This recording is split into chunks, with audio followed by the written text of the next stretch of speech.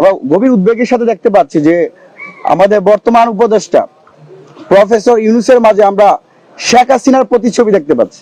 অনতিবিলম্বে স্বরাষ্ট্র উপদেষ্টা জাহাঙ্গীরকে পদত্যাগ করতে হবে। এরকম একটা অপদার্থ অর্থ উপদেষ্টা এদেশের 18 কোটি মানুষের স্বরাষ্ট্র উপদেষ্টা মানুষের জানমালের নিরাপত্তা দিতে পারবে না। আমরা গভীর উদ্বেগের সাথে দেখতে পাচ্ছি যে আমাদের বর্তমান উপদেষ্টা প্রফেসর ইউনূসের মাঝে আমরা শেখ হাসিনার প্রতিচ্ছবি দেখতে পাচ্ছি। শেখ হাসিনা যেমন করে বিএনপি নেতা ইলিয়াস আলীকে গুম করে খুন করে পরের দিন তার স্ত্রী কন্যাকে গণভবনে নিয়ে তার পরশ মাখা স্নেহ দিয়ে বুঝাতেন, একইভাবে আমরা দেখতে পাচ্ছি যে প্রধান উপদেষ্টা ওসমান হাদির পরিবারের লোকজনকে নিয়ে সান্ত্বনা দিচ্ছেন। আমরা তো এই সান্ত্বনা চাই না, এদেশের মানুষ তো সেই সান্ত্বনা চায় না। যেখানে শুক্রবার দিন বিজয়নগরের মতো রাজধানী গুরুত্বপূর্ণ একটা পয়েন্টে প্রকাশ্যে গুলি করার ফয়সাল করিম মাসুদ এবং তার সহযোগী মোটরসাইকেল চালক আলমগীর পল্টন থেকে মিরপুর, মিরপুর থেকে আশুলিয়া, আশুলিয়া থেকে গাজীপুর, গাজীপুর থেকে ময়মনসিংহ এবং পরবর্তীতে সেই সীমান্ত দিয়ে ভারত পালিয়ে যায়।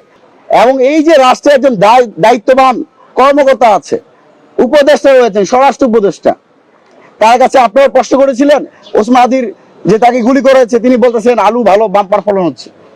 এরকম একটা অপদার্থ অর্থ উপদেষ্টা এদেশের 18 কোটি মানুষের স্বরাষ্ট্র উপদেষ্টা মানুষের জানমালের নিরাপত্তা দিতে পারবে না। আমরা আজকে ছাত্র অধিকার পরিষদের জরুরি সংবাদ সম্মেলন থেকে আমরা 5 দফা দাবি জানাতে চাই। এক, অনতিবিলম্বে স্বরাষ্ট্র উপদেষ্টা জাহাঙ্গীরকে পদত্যাগ করতে হবে। বিগত দিনেও দাবি জানিয়ে আসছিলাম, ঢাকা বিশ্ববিদ্যালয়কে আমরা মনে করি রাজনৈতিক উদ্দেশ্য হাসিলের জন্য বন্ধ করে রাখা হয়েছে। ঢাকা বিশ্ববিদ্যালয় হচ্ছে বাংলাদেশের প্রাণ। যদি ঢাকা বিশ্ববিদ্যালয় ক্যাম্পাসে শিক্ষার্থীরা থাকে তখন সন্ত্রাসীরা এখানে অরাজকতা তৈরি করতে ভয় পায়। সেই জায়গা থেকে আমরা এখান থেকে দাবি জানাতে চাই অতি দ্রুত ঢাকা বিশ্ববিদ্যালয়কে যেন খুলে দেওয়া হয়। বিশেষ করে আওয়ামী লীগ যেভাবে 71 সালকে নিজেদের সম্পত্তি দাবি করে বাংলাদেশে ফেসিবাদ কায়েম করার চেষ্টা করেছে, এখন আমরা নতুন ভাবে দেখছি জামাত শিবিরকে 24 তারা চেষ্টা করছে জামাত শিবিরের নিজস্ব সম্পত্তি দাবি করার চেষ্টা করছে।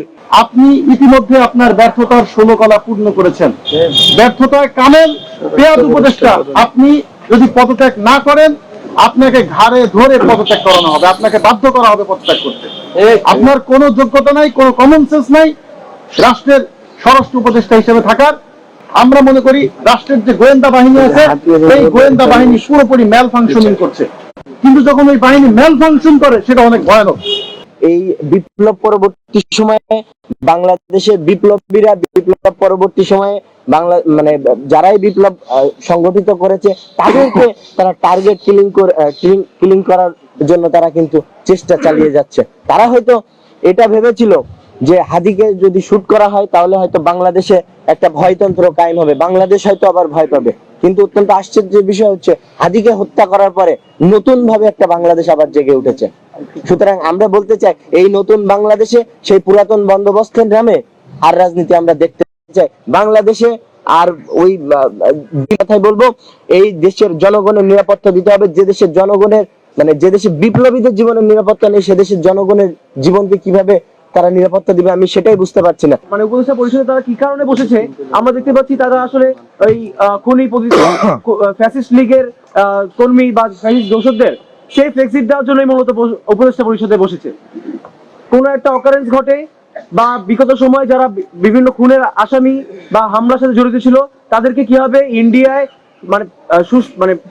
সেফলি এক্সিট দেওয়া হয় বা সুন্দরভাবে পাচার করা যায় এই বিষয়ে যেন দিক নির্দেশনা তারা দিয়ে থাকে এরকমই মনে হচ্ছে আমাদের। কারণ দেখে থাকেন আমরা উপদেষ্টা পরিষদের একজন উপদেষ্টা স্বরাষ্ট্র উপদেষ্টার বক্তব্য থেকে শুনি তারা আসলে খুনিদেরকে চিহ্নিত করার জন্য বা খুনিদেরকে ধরিয়ে দেওয়ার জন্য জনগণের কাছে সাহায্য চায়। এর থেকে লজ্জা এবং হাস্যকর আসলে কোনো কিছু হতে পারে না। দেশের নাম্বার 1 ট্রেডিং অ্যাপ ইউএফটি ফার্স্টে পাচ্ছেন ট্রেডিং এর সব সুবিধা, dual exchange access, company analysis, portfolio তৈরি করা সহ আরো অনেক ইউনিক ফিচারের সাথে ট্রেড করতে ডাউনলোড করুন এক্ষুনি।